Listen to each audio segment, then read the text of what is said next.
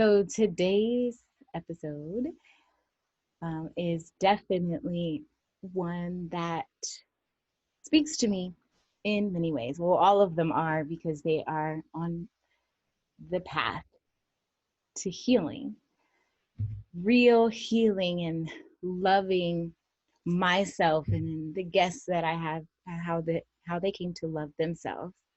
And today we get to talk about Buti Yoga. Buti, not like your derriere booty, but Buti, coming from the Marathi heritage, meaning the cure to something kept hidden or secret. So all of that power that we have, our creativity, the ideas that we have when we're young that just suddenly start to fall apart or fall away or get glazed over as we grow up saying, you can't do this, you can't do that, blah, blah, blah, and start to make us dim our light. That just lays and stays within us, kind of dormant. But the shaking and the like power that goes behind Buti and pretty much all of the formats as well, just in different ways, activating different parts of the brain and systems of the body, is really what helps to wake that up and help people to start to find their power again. It's one of the many ways, right? So there's so many. Go with me on this journey as we kind of go through this information about what Buti Yoga is and sound bowls, because I am so drawn to sound bowls. I would love to have a set. I get a little intimidated when I think about it. Like, what if I do it wrong? What if I hit it too hard? What if I can't make the noise happen? But they just do. It just happens. So, still a work in progress, aren't we all? Well, Buti Yoga is a movement methodology online streaming service and teacher training program with 6,000 plus certified instructors spanning over 27 countries. They have dedicated their heart and soul to the innovation of practice since 2010. I was personally certified in 2013 and then became a master trainer in 2018, I believe. And and it's been a journey. It's been a ride. We've been through a bunch of things, even people saying, this is not yoga. Oh, but it is. And if you try it, you will see. All Buti formats incorporate the spiral structure technique, which is used to activate your deep core muscles paired with intentional shaking and vibration to release trauma stored at the cellular level. Primal movement, cardio dance, and conditioning are seamlessly woven throughout balanced yoga sequences to give you an all-in-one workout that helps you transform your body and soul. The bonus, right, is that you'll burn 600 to 1,000 calories per class doing it if it's done right. It is highly intense. It is a challenging practice. It's a fire practice for sure. It's awesome. And we talked about Ashtanga yoga in a previous episode with special guest Christina Mills, and how Ashtanga literally means the 8 limbs. Well, Vinyasa, being one of the lineages, still incorporates those 8 limbs. And if you were to take Buti's 200-hour teacher training, you would kind of dive into that a little bit deeper. And then maybe even the 300-hour, which gets into the anatomy a lot more, and the metaphysical and the mental and the spiritual aspects, not religious, but definitely spirituals, where you're tapping into that inner power, that inner knowledge that all is one, that there is a creator of the creation, and we can tap into creating and co-creating. It's awesome. The 8 limbs stay the same. The yamas, the yina, the yamas, the niyamas. Asana being the poses themselves. Pranayama being the breathing techniques to control our life force, which is breath. Pratyahara, which is the withdrawal of the senses. So you're no longer focused on just like all of this external stuff, but going really inside. Dharana, which is concentration, dhyana, which is meditation, and samadhi, transcendence, that actual connection to the higher source. And Buti Yoga has some awesome core values. They are just really something that speak to me, and I know that spoke to Inga and many of the other people who have come through the practice at some point or another and are coming out and are with us and in it on this evolution. It's growing, it's changing, but it's evolving to something that is so beautiful and connected. So I'm so happy to be a part of that. But the core values are: build the world you want to live in. That's one. Two, you can only lead others as far as you've led yourself. And that one, that is my go-to. That is the thing. I cannot talk to anybody about healing and, forgiveness and getting over things and how do you get through the tough times? What do you do when it's challenging? If I don't do that, you can only lead others as far as you've led yourself. Three, the greatest gift you can give is the gift of unwavering friendship. Four, one can only be as spiritual as they are grounded. And that's true. You can't just live up in your head and create, scenarios and conversations that never actually happen, but still survive and move about in this 3D space with other people. You've got to be able to come down and speak to people, like not come down, but you've got to be able to get into your body, get into the earth, and really be able to exude your existence in a way that makes sense. And five, true leaders don't create followers, they create more leaders. I love that one. That's awesome. And with our guests, we'll be talking about sound bowls, like I said. So there's a few different types of sound bowls. There's Tibetan sound bowls, there's crystal sound bowls, there's like so many. And the ones that I want are the big frosted crystal ones that are chakra colors. Like I said, I'm a little intimidated. So maybe after talking with Inga, I'll be able to settle down and settle in the possibility that I can, do that. Crystal singing bowls are often used with yoga, for sound healing, crystal cleansing, space clearing, and to signify the beginning or the end of meditation. So you run a mallet around the bowl with slight pressure, and that pressure will create the tone. So when this happens, the bowl is said to sing, and that is why it's called the singing bowl.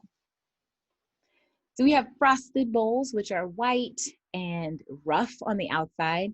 They have the thickest walls out of any of the bowls, so you can hold the most vibration.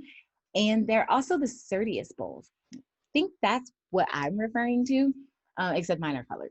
They have purple and blue and yellow and orange and red, all the chakra colors. The Empyrean bowls are like the frosted bowls. They are white, thick, and as loud as the frosted bowls, and they're easy to play. And then you have clear bowls. The clear bowls are smaller than the frosted bowls.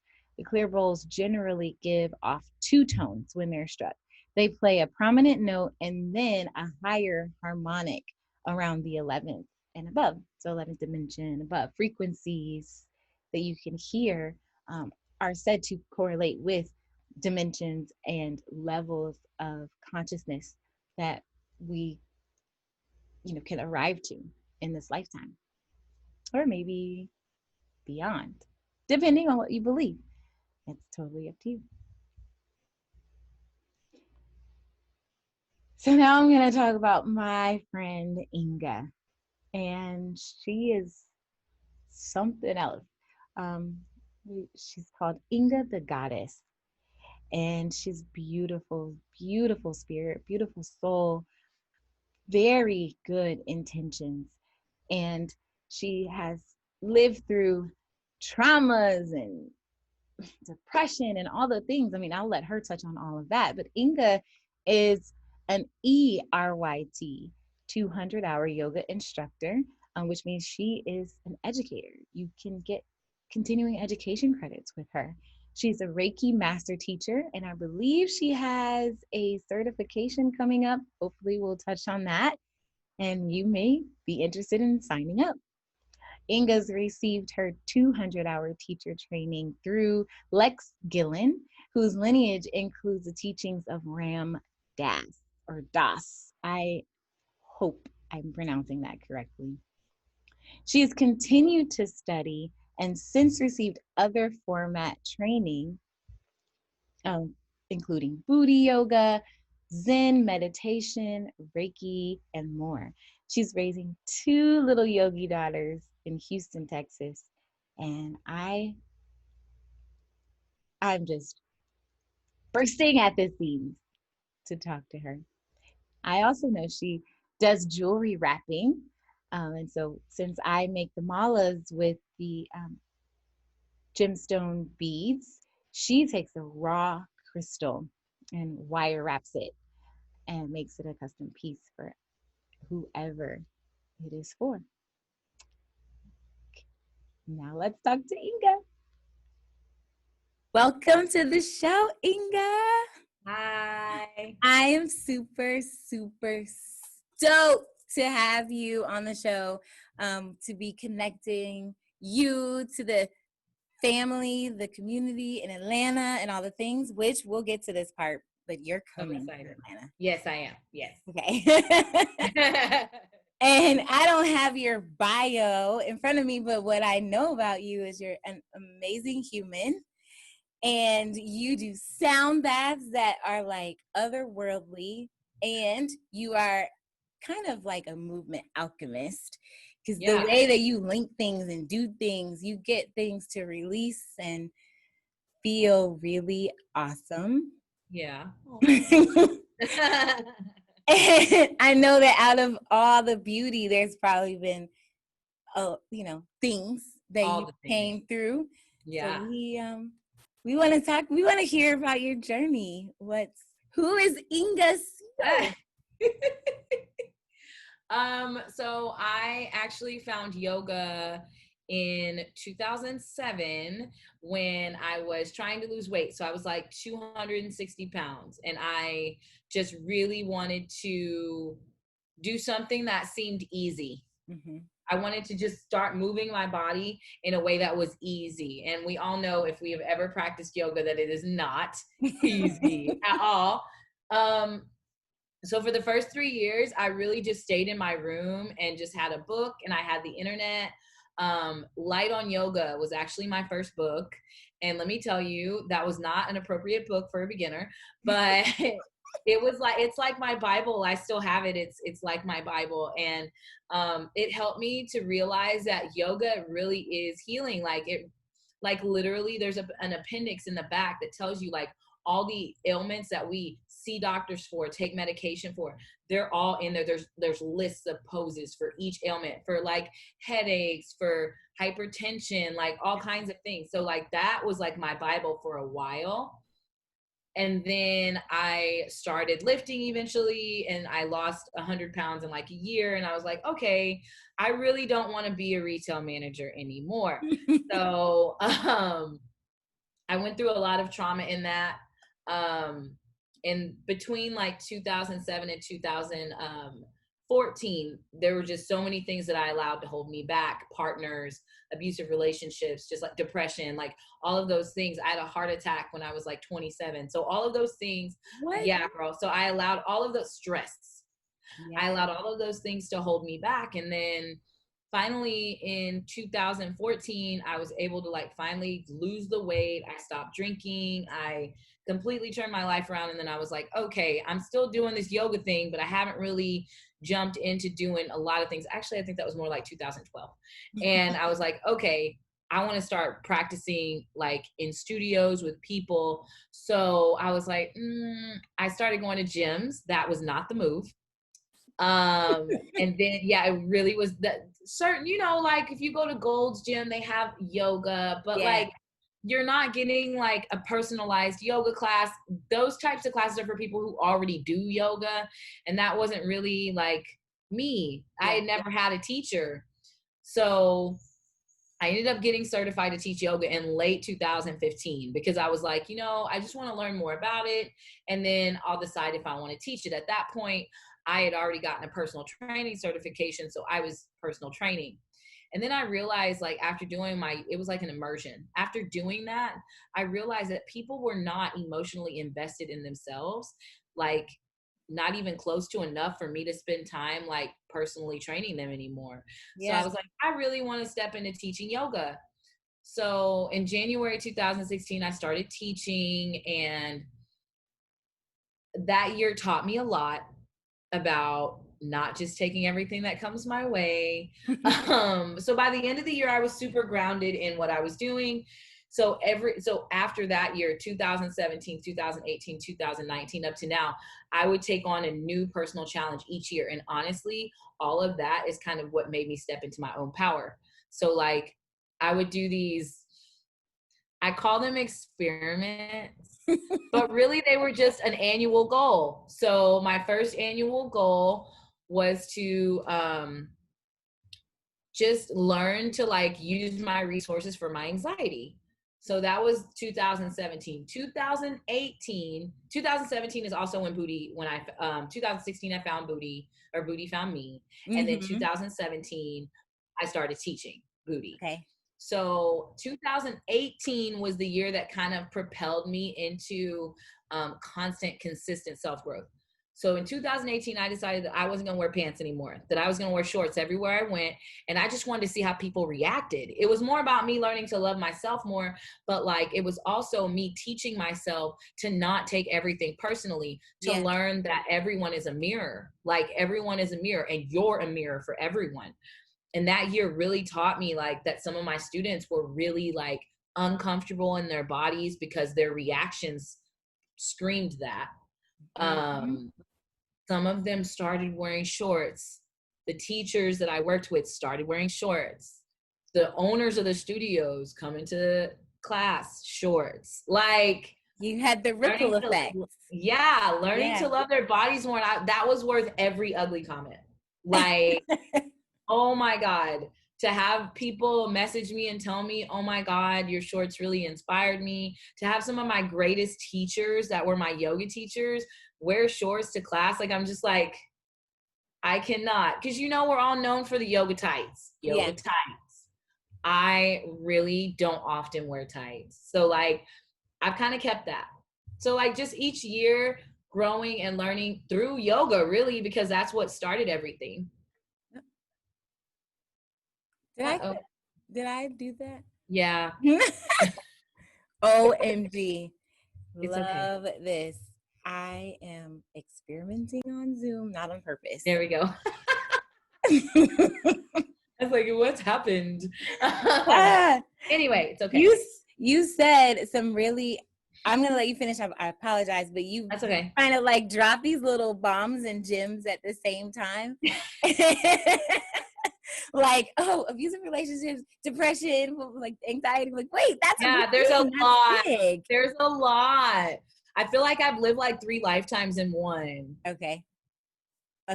And then Buti. Okay, let's keep going. Yeah. It's crazy. So like 2018 Buti, 2019, actually in 2018 is when I first told myself I wanted to be a master trainer. Okay. So that was in 2018. And then when I auditioned, they said I had to do the 200-hour. Now, I was still one thing I had not touched on yet was my relationship with money. Like I was not willing to invest in myself at that level. My first training was cheap. Like, and it showed. Like, it didn't show in my teaching because I worked so hard. I took so many workshops and like classes, and I did mentorships. Like I wanted to learn more all the time. So, but it was cheap. And Buti's 200 hours, not cheap. So like, I was like, okay, well, I'm not doing it then. And that was me for like a year. And I was like, you know what? I for a little while, I stayed stuck on that. And I was like, I'm just going to start auditioning to do tones. Like, I'm not gonna be a master trainer. And then I just kind of let go of my whole dream over money. Big thing. It's a big thing though. So I started working on it. And then last October is when I went. I actually spent 2 weeks in Scottsdale. One of those weekends was done. I was doing unit 4 of YTT. So like, I actually started YTT in the summer of 2019 because someone wanted to fill up the YTT in Baton Rouge and was like, I am offering a scholarship if you will do this. Perfect. And so just through like all of that, I was like, I got this, I can do this. And so I did it. Like, I didn't finish until this year because I did all the trainings. I got invited into the Master Trainee program in October of last year, which was super exciting. Like, I was just like so excited. And then I started really working on building like my yoga business, which I guess those two words don't really work well for me together. Yes. But like, I started working on like just connecting with anyone and everyone that I could. And so in January, January is the busiest month for yoga teachers. So like January, I was slammed, February slammed, and then bam, COVID. Mm-hmm. So everything stopped. Everything only stopped for like a week and a half for me, honestly. Like, I was like, okay, let me just take a moment to process this. Then bam, I'm online. Like, I'm online, winging it online. And then someone asked me, all of my students are my greatest inspiration, honestly, because one of my students was like, would you do intuition coaching? Like, would you help people to realize their own self-healing power? I was like, why am I not doing that? Like, I feel like it takes a lot of bravery to put yourself out there like that. And so I did it, but I was just like, I want to see where this goes. Cause I was doing that in person already before COVID hit. So like as I in started with Reiki, because you're also a Reiki practitioner. Yeah. A master Reiki teacher. Yeah. Yes. That happened in like, I think that I finished that like 2 years ago. So like, constantly trying to gain knowledge. But I was like, you know what? It would be really nice to start doing that. So I started offering that as a service online. And so literally at this point in time, I really don't have to teach a million yoga classes anymore. Most of my classes and interactions with my students and with just anyone is on Zoom. So I started building that as a business, and that's really what I've been focused on. Mm-hmm. I'm still I did go back to teaching yoga in person, and that's been going really well. And then I've been traveling like crazy because I finally got invited to do the online videos in June, and then me and you just did it. Like, yes. So like, it's just a lot of just so much abundance from so much like suffering for a while, and it's such a beautiful feeling to like look back on. Yeah. And see kind of just what came of all of that crazy. Because I mean, there were so many times where I just didn't think I was going to get out of it. Oh yeah, that's a real thing. So you had a complete mindset shift at some point. What do you think was the biggest catalyst for that? So I didn't actually start making shifts until I started getting more serious about my yoga practice. So like in 2014, I was still doing yoga, and I had already been through the time where I lost all that weight and like was able to get healthier. Then I realized that I lost too much weight because my mindset wasn't healthy. Like, I was obsessive over numbers and all of that. So 2018, a part of that whole shorts thing was also, can I deepen my relationship with food? Can I be more intentional with what I eat? Like, and that's when I started using like mantra in my everyday life. Like, and that started kind of shaping around continuing to do Reiki and all of that. And like, so I'll say probably in 2000, like after I started teaching Buti, like right after I started teaching Buti, things started shifting. Yeah. And I realized that the areas I thought I was supported in, I wasn't. So needed to make shifts there. And that was really tough, but like just continuing to only be where I feel honored and respected and just valued. I mean, literally not dealing with anyone that I don't have to deal with on that level. And I feel like, and I've taken on a mentee, literally one, um, literally one.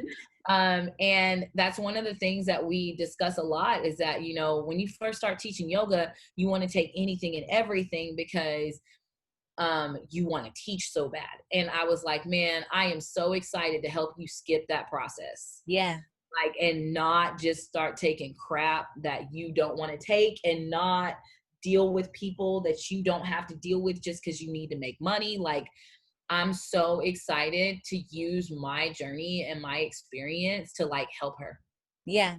Like, she hasn't even gone through teacher training yet, and we're already doing mentor stuff. Yeah, you have such a beautiful spirit and big, big, big heart. I want to touch on this relationship with money thing because I'll tell you, in my journey, that has been one of the biggest obstacles. So there's like this relationship that I have with my dad, and I'm always like, why is this still coming up? So I think finally we're good there, but then money stuff comes up. So when you talk about your relationship with money, at what point did you realize that you had something with money? Like, where did it come from? And what do you think that was about? So there's a few times where it came up. Like, I remember, and it was when I know I was teaching yoga. It was probably in 2017. So I was talking to my mom, and my mom is just this crazy entrepreneur lady, like so many business avenues, and she's so freaking smart, and you know, and now she's working on herself, and so it's just so beautiful to be a part of, like it really is. And then one day we were talking, and I kept saying, and I'm telling you right now, universe, don't listen to what I'm about to say, because I that cancel, clear, delete. I used to say I'm broke all the Oh, time, yeah. all the time. My mom was like, you say that all the time. You always say that. For years you've said that. And I realized it's a freaking mantra. It's a mantra. I'm the reason I'm broke. Like, no. Yeah. Cancel, clear, delete. Don't listen to that.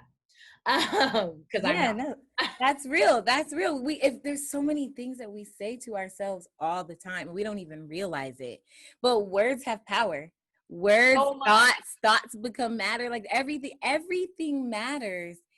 Have you read the 4 Agreements?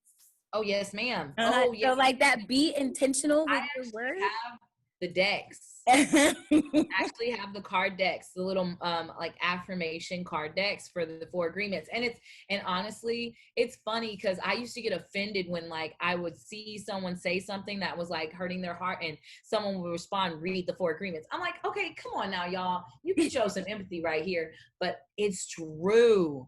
Yeah. The 4 Agreements will change your life. Yeah. And honestly, I just have to say that don't take anything personally is my arch nemesis. I take everything personally. I'm working on not taking things personally, but that was my arch nemesis when I first started working with the 4 Agreements. Like, and also the 3 gates of speech. The 3 gates of speech help me to lead a better lead a better life and communicate more efficiently. Like, it is so difficult to implement that, but it's something that's so worth it, because to not say something if it's not necessary is so difficult for people in this day and age. Oh, yeah. It's so hard. Because everybody has an opinion about everything, and they want you to hear it, and they want you to care, and then they want you to agree. So it's like levels to that. And I'm like, I'm actually going to unsubscribe. Exactly. And I learned a lot of that through reading Brene Brown's books. Like, she talks about shame and vulnerability and gossip. Oh, Lord, gossip. Yeah. So like, she talks about all those things. And while those, like, I now literally, me and my best friend, when we have conversations, we are really intentional with our words. even if we're angry or upset about something, we will call each other out. And to have someone like that in my life is so valuable, because she very much is conscious with her words and her intentions behind her words. And those things help me to communicate better. So like, not like literally spreading like gossip. I mean, Brene Brown, literally life has helped me communicate so much better. So those three things have really helped me to like just be more intentional with my words. And I'm going to tell you, that has a lot to do with money. A lot to do with money. Like, I wake up every morning thinking about how blessed and abundant I am, and that is how I lead my life. And then I will tell you that there are things I'm still working on. Like, I need a small business accountant, and I'm not really excited about that, because I'm just like, you want me to trust someone else with my money. My money, right. And it's just like, I don't know how to feel. Well, that's I have a similar situation. It's just, I realized that I was saying, no one helps me, no one blah, blah, blah, I do it alone. So then what happened was I ended up doing a lot, but I didn't even recognize the people that were there, or the people that did help and did do what they could. But because it wasn't what I thought was a team, or it wasn't like what I thought is counts, or, you know, is important. And that is so crazy. That's so crazy. We literally create our reality. And Absolutely. Not being grateful for the little things, or like the small changes and the small victories and all of those things, it just kind of, it makes them come fewer and far between, I noticed. And that whole, shoot, you said something that I wanted to touch on. Doggone it. I don't remember what it is. I don't remember. So cute. Don't remember, it's going to pop up. What? I will. And I'm looking at your mala. Oh, I know. So I was just thinking, you have so many tools in your toolbox of healing and like teaching and learning and life hacks, I feel. I actually used to see that as a weakness. Wow. I did, because I was like, I'm doing too much. But honestly, once I started talking about and leading like intuition groups, and like doing I don't like to call it coaching, but doing the guidance, offering guidance, that made me realize that I could use every avenue that I have in order to help people to build their own self-healing practice. So Reiki and yoga, and I can't really do sound healing on Zoom, but I do a lot of sound healing in person. And then Oracle and tarot cards, just letting that open the door and letting that be an avenue. Like, so I combine all of those things in session, and then drawing from my own experiences and my own knowledge to help people shift their perception. Yeah. And what's interesting is that Creator puts all of that in my path. Like, literally, it's crazy how aligned I am with the people that end up needing me or wanting assistance. A lot of them are booty girls, but a lot of them are not. A lot of them are just people that randomly hear from their friend, oh my God, I love this girl, check out her Instagram. Like, literally, that's where a lot of it has come from. A lot of word of mouth, just connection. Yeah. And like, I've had like, there's been a lot of husbands coming to yoga lately, which really excites me. Husbands reaching out, wanting to learn and do more yoga. What other teacher should I take if I can't take your class? Like, literally, or could I help my wife do more intuition stuff? Like, that is huge to me, to see more men on the mat, and then more Black people on the mat. Because, you know, that's not like ultimate life goal right there. Like, ultimate life goal right there is to just get more people of color on the mat, because I feel like that our group has been completely just disconnected from it, just off of what they learned from their parents. Right. Yoga is for white people, or yoga is for, you know, this or that. And or yoga is a religion. Yeah. That's the big one here. Oh my God, girl. Like, if yoga was a religion, I don't think I would be any good at teaching it. Like, right. I mean, if a yoga religion teacher came to my yoga class, they would be just appalled. The music alone would be like, time to go. Yeah. So, and actually what I've been doing lately, like intentionally to draw more people of color on the mat, is doing themed classes like that. Like knowing that you're going to come to class and all the music's going to be Kendrick Lamar will get you on your mat. Yeah. Well, you have something coming up. You have a Beyonce. Girl, it is sold out. It's I know. sold out. I was like, I look, because it's so funny because I'll say last week sometime, like right after I got back from Walla Walla, one of my friends that teaches at Black Swan, she was like, hey, I signed up for Babe Booty Glow. I'm so excited. And I was like, I'm excited that you signed up because you were the first person I thought of. Because she loves Beyonce just as much as I do. She's done every Beyonce event. She's great. And so I was like, dang, I need to check and see if it's like full. She goes, it's over half full. That was like 2 weeks ago. So like my brain didn't click to the fact that by Monday it would be sold out. It actually sold out yesterday because I started having like and this kills me, but my regulars, you know how booty regulars, they sign up the week of. Yeah. Okay? No, none of them can come out. It's just like, oh no. So I'm really excited, for class, but I just did not realize it was going to sell out that quick. So yeah, it is sold out. I have another one coming up in October. It's a Booty in the Park class. I believe it's October 17th, and it's with Yoga House Houston, which is the only Black-owned yoga studio in Houston. I am so excited to be a part of that. Yes. And that's where they do the comedic yoga. Oh, yes. Have you taken a class yet? Yes. Lord, girl, it was so hot. It was really hot.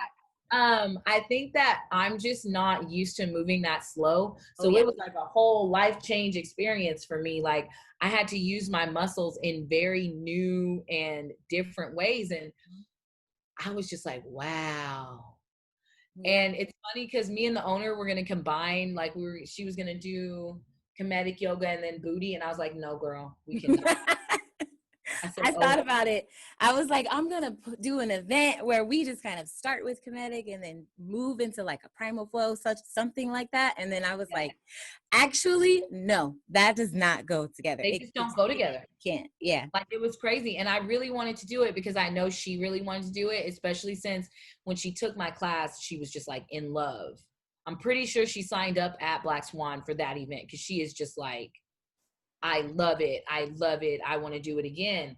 So that one's October 17th, if I'm not mistaken, at like 10 a.m. Central Standard Time. And it's here in Houston. I am going to start teaching online again because I know that there's so many students that I was working with online. And honestly, I've just been working to improve my online experience. So what I was doing before is like everybody had the playlist and I would teach and they would play the playlist on their end and just, I thank my lucky stars for those students.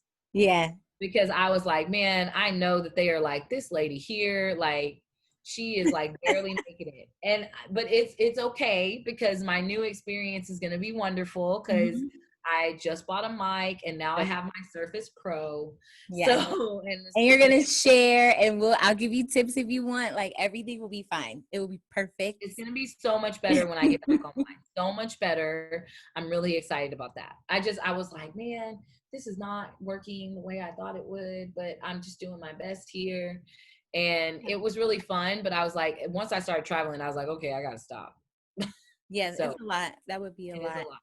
I want to talk about sound baths, sound bowls. What is the proper? So they are sound bowls and it is a sound bath. Got it.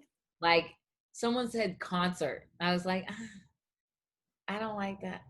Well, you do have like 4 or 5 or 6 bowls and then you have this really crazy otherworldly shaman stick. I have a rain stick. I actually have a drum now too. I'm like, oh my gosh, upgrading my experience. Yes, I'm upgrading the experience.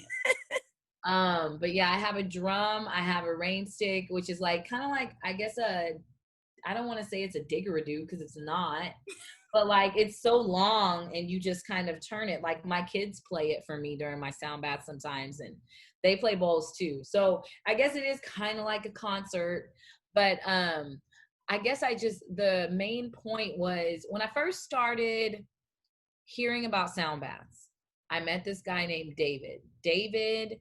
I invited David to like my Sunday meditation thing that I was doing at the studio I worked at the time. And I was like, I just want to feature you in my class and have you do a meditation for us. And it was a free meditation. And David shared his story about how the bowls helped him to get over the withdrawals of addiction. And that made me want to play. I was like, what? That is amazing. Because I just found him. Somebody told me about him and I just found him, or really we found each other, because he's just one of my favorite people in the whole world. And he gave me a bowl and triggered my relationship with money, because I was like, I can't let you give me this. I know these are not cheap. And he was like, no, I just want you to play it. I just want you to play it and see how you feel about it. I played it every day. I completely fell in love with it. And then I broke it. Oh my gosh. Yeah, I broke it and I was devastated. I was destroyed. My students saw me crying my eyes out. I was trying to like keep it together. And so my students at the time, I was in a really small, close community. My students raised enough money to pay for that one, buy me another one, and then buy me a case so I wouldn't break it. Aww. I know. I still have that case. So like, and I'm pretty sure I still have that bowl too. But yeah, like it's just, so I kept doing it. I slowly but surely started investing more. Now I sell them. I have a few resources to sell them. So I do that now. When it's called to me, it's not something that I'm just like, I sell bowls. I don't really advertise it. If I end up with a bowl, then I charge it with Reiki and then I sell it. Well, I'll be calling you for that. But I want to, what is the thing about the sound bowls? What? I said, I forgot. We want to talk about what they do. My bad. But no, yeah. Is it the frequency? Like, does the size of the bowl determine the frequency that comes out? So if you are playing it, if you have no experience on how to play the sound bowl at all, what? So what it is it's each one is tuned to a chakra. Oh. Each one is tuned to a chakra, and the size actually, this is going to sound so cliche, the size actually does not matter when it comes to the frequency. The size just makes the sound echo more. So like, even though my 8-inch bowls are really loud, my 12-inch bowl is crazy loud. Like it's so much louder, and you have to be a little more delicate when you play it. Like sometimes they can be temperamental, just like most instruments. So like you just have to like learn and grow with them. Like my bowls, I know when I need like new mallets. Like I'm like, okay, this bowl is tired of this mallet, I need a new one. So like it's just it kind of, as far as playing them, it kind of depends on your touch, right? So if you try to do things fast, then nothing happens. Like something happens, but it's not pretty, right? So like, just like in life, when you do things fast, it's not always pretty. Yeah. But when you do it in a manner that like, where you like take the time, it's almost like its own form of meditation, playing them. Because I go into a complete trance when I play them. Like, so it depends on the pressure and the way you kind of hold it, and then like literally taking your time. You find the perfect pressure after you do it a few times, and then you just keep going, and it's super easy. A lot of people feel like you have to hit the bowl to play it. You don't. Like you just have to start off slow, and a lot of people are not ready to hear that. They think that I like beat the crap out of my bowls, or I play them like super fast to get it to be louder, and I'm like, no, you just have to like take a moment, take a breath, and then delicately start to find the perfect pressure to build the perfect volume. And you can actually control the volume with the pressure as well. It just depends on if you have a heavy hand or not. You just got to calm down. Yeah. So. It sounds like many things in life, you just need to be intentional. I think if the point for you is to get the vibration and actually feel the frequency, like reverb in your cells and in your spirit and in your chakra, whatever it does, then if you are not intentional with that, then it's just another thing that doesn't matter, and it's not going to have the effect that you want anyway. Precisely. Exactly. So they've helped me to just really connect deeper to myself. I don't play them as often for myself now as I did when I first started. I taught my kids how to play in the first year that I started playing. That was in like 2016, 2017. So each year I just picked up something else. Like it's just, I don't even realize, like when I think about it, like talking to you about it, it makes me realize like I've literally been picking up like knowledge and talents and just different avenues and resources in the search for my own resources to help, because I have chronic depression. So in my search for my own, development, because I'm not on any type of medication. Yeah. I've found avenues to help other people too. Same. I think that there is a thing that I used to tell myself, and I literally, by used to mean a couple months ago, stopped.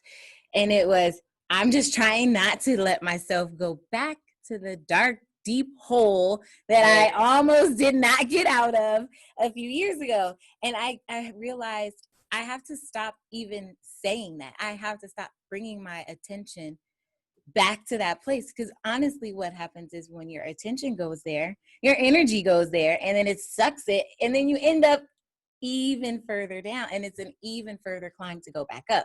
So I feel you on that, and that's what propelled me on my healing journey. And I feel like our journeys are kind of parallel. Yeah. I haven't done sound bowls and things like that, but Reiki's come into my life, not as a practitioner, but it's come around, and yoga and Buti. And I do want to talk a little about Buti Yoga and how it found you. That is the thing that we say. And if anyone, goes and looks it up, it does look like we're all just shaking our butts in shorts. Yeah. But there's a purpose, and there's a reason, and there's a medicine behind it. Absolutely. I would like to just tap on that a little bit. So in 2016, when Buti found me, it was like early 2016. I had suffered some injuries. I had a frozen shoulder. So I struggled with a lot of like arm balances. I struggled with chaturanga. But I was still teaching. And I became the manager of the studio. So I wanted to try all of the classes. And of course, if Buti was there, that was like the main draw-in besides like power yoga. So I went to Buti class with Tiffany Johnson. Tiffany Johnson she doesn't teach anymore because she created her own little format called Buti Yoga. Like yoga for Christians, which is interesting. She was such a magnificent teacher. And so I still had a lot of issues with like body image and that kind of thing. And I'll describe, Tiffany looks like Busy. Mm-hmm. So Tiffany was blonde, really fit, so fit. I mean, like 3 kids, so fit. She worked, but like after I got to know her, I realized she worked so hard for that. Yeah. So I took her class, and she had like a dance background and a yoga background. So her classes were so creative. But in that first class, I was saying hell no so many times in my head. I was like, oh, hell no. I am not kicking my leg up like that. What is she doing? Like literally, I was right next to her. And I was just like, after class, she asked me if I would come back, and I straight up said no. I was like, no. I don't think I'm going to do that again. Thank you, though. And so she messaged me later and was like, why? And I actually went home and asked myself why. Like, I was like, you've done all this work. Why would you say that you can't do something? So I went back to class, and I never missed a class again.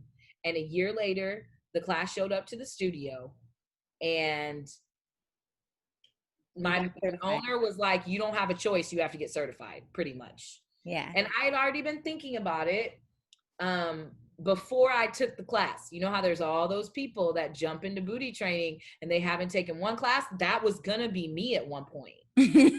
Nobody in Houston was teaching it. And I was like, oh, that makes me want to teach it. Then I did it. I was like, oh, hell no. What the hell? No. And so I went back to class. I never missed a class. I looked straight up like a fool for a year. Like everybody saw my real side in that class. Like I was cursing, I was falling, I was trying everything right on her left side. That was my spot, on her left side. But I was in it. I was in it, sweating with the students, everything. And then when it was time to get certified, I was terrified. Like I was just like, okay, I need to take like 5 booty classes like a week.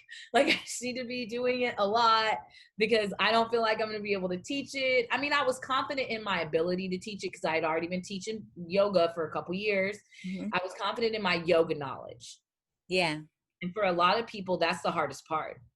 Were you teaching Vinyasa? Ashtanga, Hatha? Okay, Vinyasa, okay. Not Ashtanga. I was teaching from restorative to Vinyasa.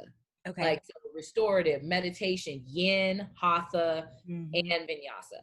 So I was teaching all of those things. And whenever I met Nani, you know, Nani is a yes, you can girl. Yes. I could not chaturanga when I did my demo. Like I got one chaturanga in properly. You know, you have to. You have to. At least one. I got one. But it was really great. And Nani just really taught me that you can, even when you say you can't. And I mean, I started practicing chaturangas every day and I put my one knee down, the modification she taught me. And literally just one day, like 6 months later, I was doing hip ticks for a video. It was a video I was making for like a class, probably a Beyonce class. So I do those like 3 times a year. And I was ticking my hips and I lowered into chaturanga and I stayed there and I almost busted my face because I got so excited in my head. And then I was just like, oh my God, I can chaturanga. Like, I mean, I worked so hard, but practice. So like literally just every single part of that practice speaks to me. The creativity part, the no planning part, the, you know, chakra alignment part, all of that just really speaks heavy to me. And while there's a lot of different avenues that I've taken it personally, like with developing my own students and that type of thing, I feel like there's still so much work to do. Yeah. You know? But I'm excited to do the work. Like it's something that I take to heart very deeply to continue to help grow the practice and the unwavering friendship part. So that, like literally the core values, right?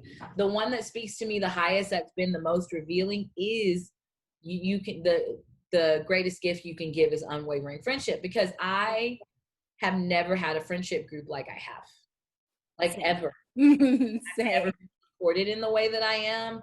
I've never felt like before Booty, I never felt like I had like a spirit fam at any point. And like, as soon as someone says Booty, you're like automatic spirit fam. Like, that's it. Like, that's it. That's all it takes. And y'all are friends. I would even say, even the ones who have left. So this is going to be a little, I'm getting all like squirmy already. But I would even say that those who have left, my friendship doesn't change. I still love, and we're good. I don't know which way I want to go with this. Energy brings us together. Yeah. And one chooses not to stay with Booty or teach Booty anymore. Everyone's journey, like when it touches you, and the friends you get from it, you stay friends. Like I'm still friends with all those girls, like with most of the girls that don't teach anymore. Yeah. And it's so important to keep those friendships. And that just proves again and again that the greatest gift you can give is unwavering friendship. Like, yeah, just knowing it's not about the fact that you guys are teaching, it's what you do is not who you are. So if Right. you are my friend, that means you are my friend. That's Exactly. it. And so what are your thoughts on appropriation versus sharing the medicine? Wait, appropriations. Okay. So I actually am not like a lot of Black women out there that have been exposed to like what cultural appropriation means. The first time somebody asked me about that, I literally had to sit and think about what they were talking about. And so in doing that, and with the work I've done, because I'm telling you, when I first started doing this practice, I was like, I am not trying to learn from little white girls. And but see, that was my automatic brain, and that was me being defensive about what I look like. Like I was uncomfortable. Like, you know how when I first started doing yoga, nobody that did yoga looked like me, and that bothered me. Like I was just like, I don't know if I want to do it then, right? But thank God I did, because now I can help other people of color come into yoga with a better mindset, even if it takes me theming a fucking class to get them on the mat. Like, their favorite musician, that's what got them on their mat, and then they realize the practice is great, right? Same with Buti. There's like, if you look at their page, there's automatic like assumptions that you have to wear shorts to do Buti. You have to be thin, or you have to be this person to do it, right? And it's so funny to me because it's the yogis that react. It's the yogis. And it's just like, why is it you? Why is it you?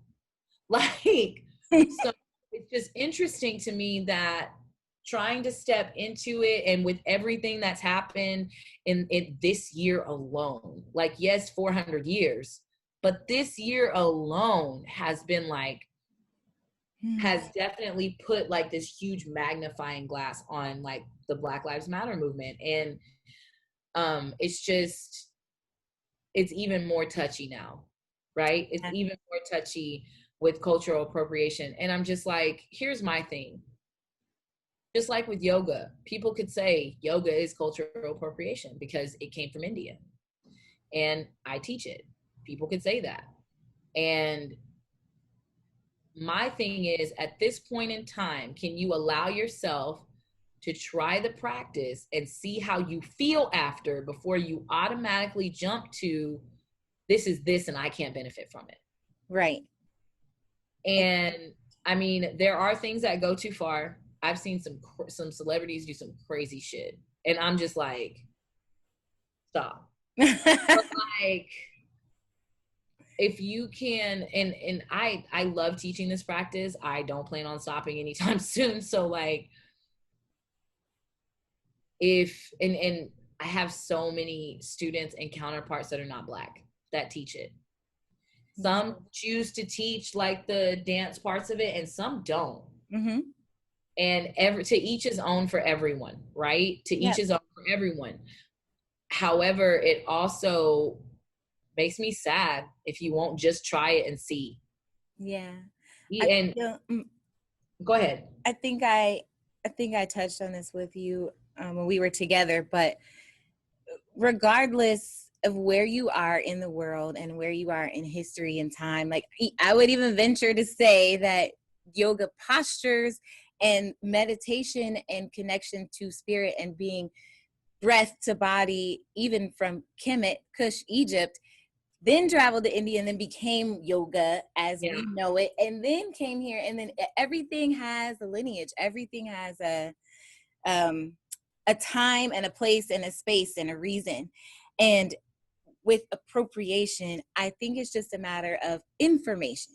So if you are doing something without knowing the backstory, or without being able to say, this is where it came from, and this is why, and this is the medicine, and this is the movement, and this is whatever, whether you teach that or not, you took the time to learn that part. That part is important to me. And if you're going to make money, then make money, but everyone can make money. That's the thing. We're so busy being focused on this person went and made money on my stuff, mine.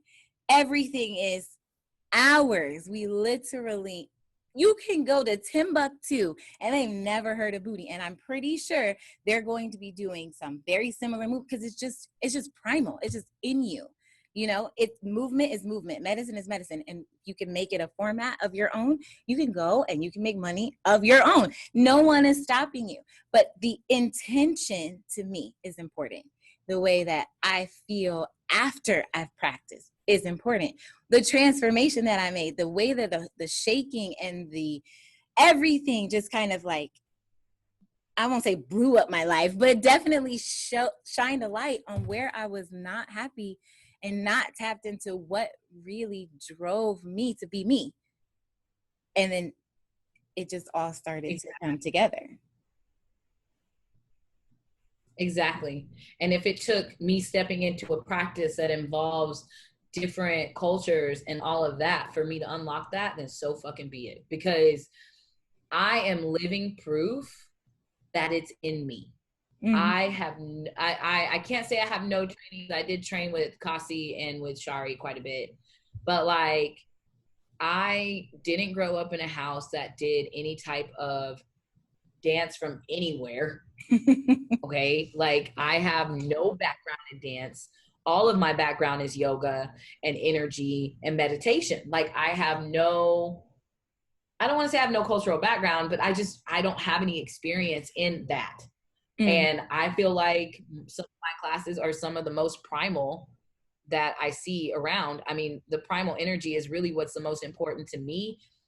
And when I tell you that sometimes I look back on classes and I'm like, where did that come from? Yeah. It came from in me. I didn't learn it anywhere. Do you see what I'm saying? So like, I feel like I am 100% living proof that it's just inside you waiting to come out.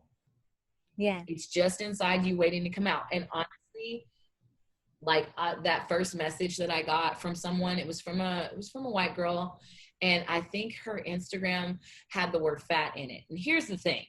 I'm really uncomfortable with the usage of that word. Like, I just don't like how people attach such an ugly persona to that word, even if they are what they would consider fat, right?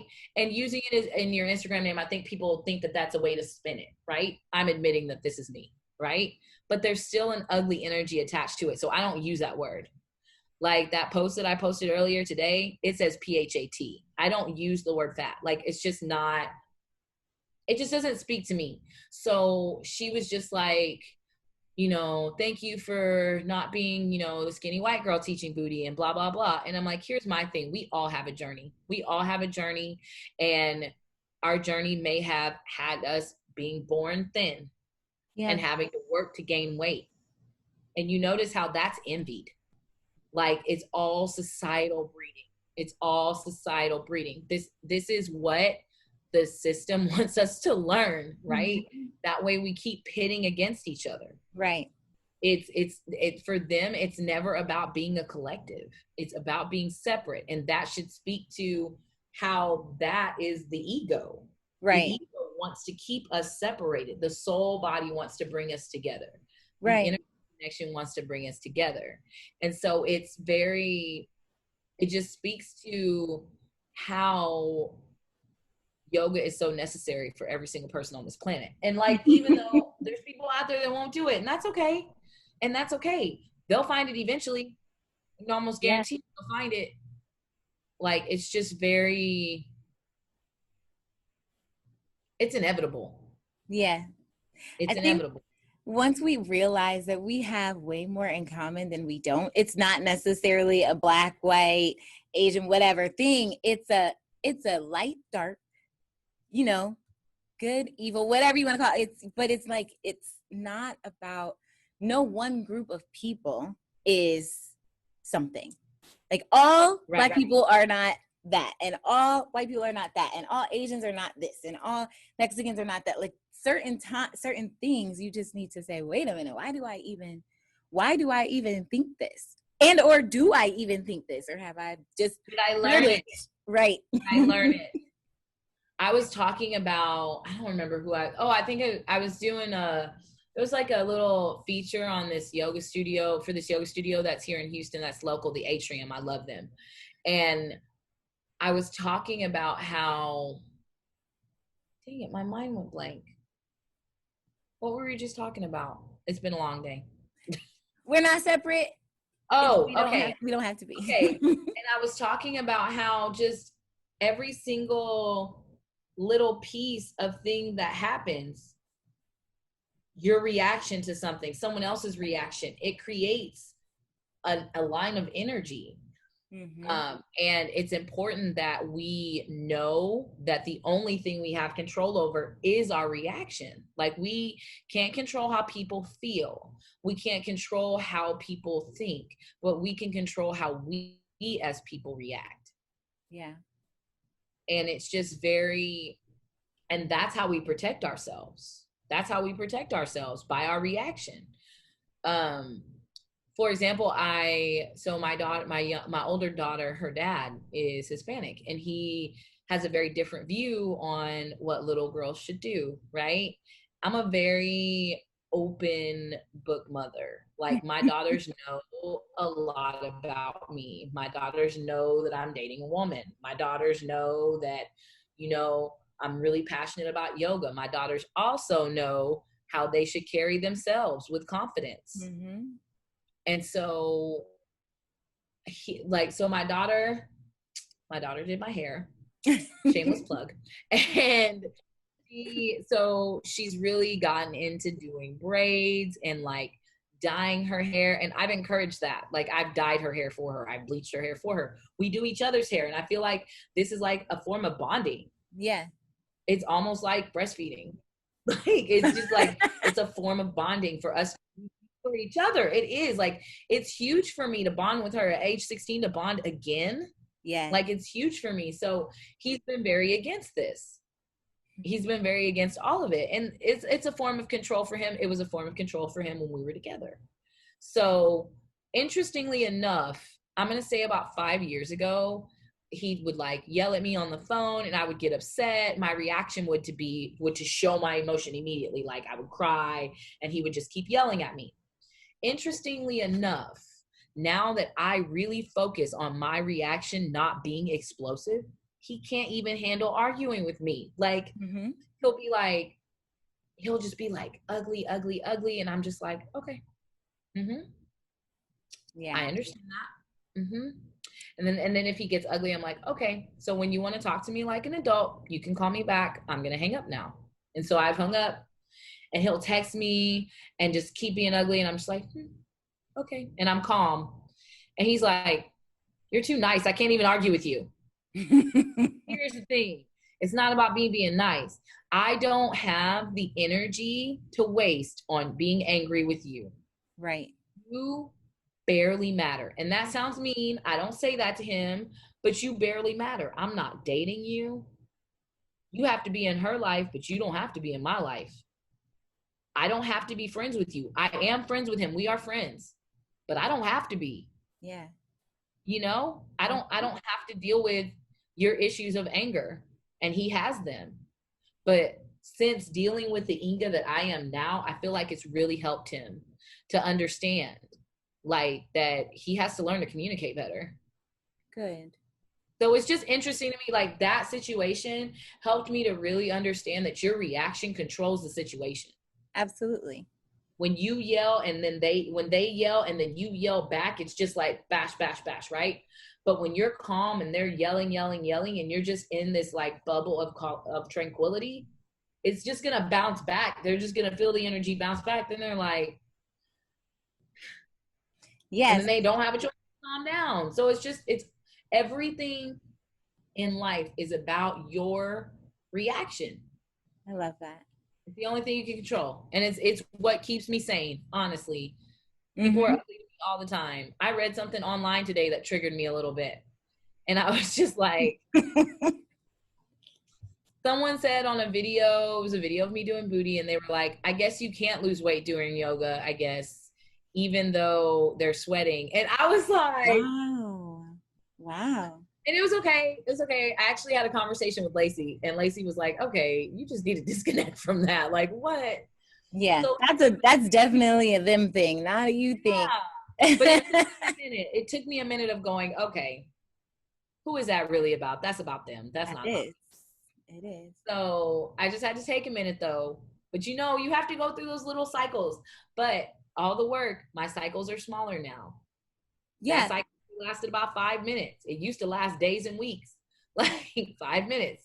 Well, in the Yoga Sutras, that is exactly what we should be coming to. So there is a time for Tomas, right? Where you're doing and creating and all these things, problem solving, whatever. And then there's a time for Rajas, where you're just kind of like slothy, Netflix and chill. But you don't want to live too long in either one of those spaces. You want to become sattvic, where you are even keeled, unbothered by positive or negative, unbothered by the things that are without, and focused on what is within. Exactly. I feel like I work really hard to focus on that. Same, girl, same. But you know what? It's all about the people I keep around me, because I used to keep some really shitty company. And that's important. The people I keep around me, that protects me. That protects me. And my circle's not small. I was gonna say my circle's small. It's really not. My circle is expansive. Like, from my best friend in the world to these two girls that did Reiki 1 with me that I'm super close to all the yoga teachers, which there's 60. I'm gonna say there's about 20 that I really, really mess with. To like the whole yoga community. Like, my circle is expansive. I used to say that my circle was small, and it was, but it was a small, shitty circle. Circle is worse than having a big, expansive, beautiful circle. You know, I agree. And I'm all for expanding and elevating and vibrating higher. And that's all that I want to keep around me. I don't want to be stuck in 3D. You know yeah, absolutely. Like, I'm just like, gotta really keep it moving. Like, expansive. Well, Inga, I really, really super appreciate you coming on today and talking to us. I want to figure out how we could do a sound bath on Zoom. I mean, so honestly, mic? Okay, I can try. But I'm not gonna try today because, like, I don't have my mic. But I mean, you and I can play with it. I haven't done it with a computer yet. When I was doing Zoom on my phone. My phone got me through quarantine, girl. My phone's terrible, plural, but it got me through quarantine. But I think with the computer, I may be able to actually do something a little better. This was me using my phone on Zoom on a separate platform, on someone else's Zoom, and it just wasn't working. So I want to try to figure that out. Like, I do, because I really want to do sound baths on Zoom. I just haven't gotten to. Like, the only one that works, the only outlet that works is Instagram Live. Like, and sometimes Instagram Live doesn't even work. So, like, sometimes I just have to record them. So, like, yeah, but it's I just love it so much. And what's interesting is that it's still just as effective on an online platform as it is in person. Like, I've done live Instagram Live sound baths, and people have told me they just play it on speakers and it vibrates throughout their house. And it's just, that makes me so happy, because I'm like, I mean, before COVID, I really had no reason to explore that. Yeah, me neither. That's the thing about energy. Energy is frequency, and it's all around us, and it's sound waves, it's light waves, it's our waves, it's all the mass and matter that we're made of, and it can reach anyone. If we could communicate anywhere in the world, we can reach even with sound frequencies. Okay, I want to show you this that I made in my lesson. Oh yes, and your jewelry wire wrapper. That sounds like a song name. So we made this in my lesson today. It's this really awesome bracelet, girl. I'm gonna start making them. But yeah, it's so beautiful, and I was like, oh my god, I can't wait to start doing this. What is the stone? So these two, this is rose quartz. Hold on one second, I'm gonna put it on so you can look at it on my arm. I didn't do it right. He did it for me. It's hard to do it on your own. There we go. So, like, there we go. Yes. So it's rose quartz and citrine are these crystals. I actually have, let's see, So I made this one too. This one is carnelian. I love that. In silver plated copper. This is like one of my favorites right now. So we're gonna have a little flashback real quick. Remember when we were in college and Britt said, "You're just gonna be feminine." And you were like, what? No, that's not even me. What are you talking about? I need an example. Emily, help us out, girl. Show us what that means. Like me and Becky and Nani all looked at each other like, wait, what? So carnelian is actually very focused on feminine energy and feminine healing. So literally after that day, I went back to the Airbnb and I made this one.